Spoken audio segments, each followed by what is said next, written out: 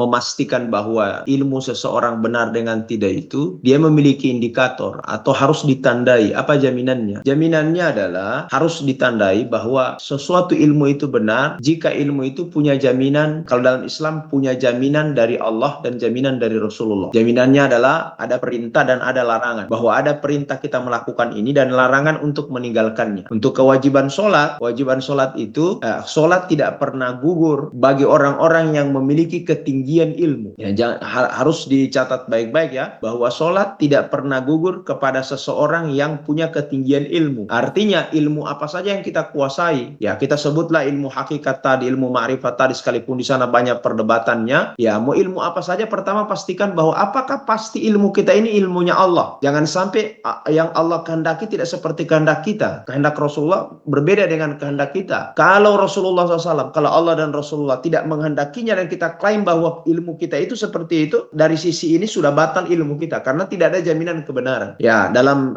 Syekh Junaid Al-Baghdadi itu seorang mufti besar di Baghdad, dia katakan bahwa tariqatuna muqayyadatun bil kitabi was sunnah, bahwa tarekat kita, ilmu kita, ini Junaid Al-Baghdadi seorang mutasawif, orang ahli ibadah dan orang sufi besar di Baghdad, tapi pernyataannya luar biasa. Dia katakan tariqatuna muqayyadatun bil kitabi was sunnah, tarekat kami ini adalah tarekat yang didasarkan pada Al-Quran dan Sunnah. Tarekat yang didasarkan pada Al-Quran dan Sunnah itu, ya hanya tarekat itu membentuk, atau tasawuf itu dia membentuk kepribadian baik. Dan kepribadian baik terjadi disebabkan karena ada sholat yang kita laksanakan. Bagaimana dengan Rasulullah SAW yang ilmunya melebihi semua ilmu, Sayyidul Awwalina wal Akhirin, tapi diriwayatkan Masya Allah, dengan ketinggian ilmu dosanya sudah diampuni oleh Allah, tapi ketika sholat masih melaksanakan sholat sampai bengkak-bengkak kakinya. Kita bukan nabi, kita bukan rasul, kita bukan aulia, kita bukan orang saleh. Kenapa kita melebihi nabi yang sudah diampuni tapi melaksanakan sholat? Oleh karena itu, semua ilmu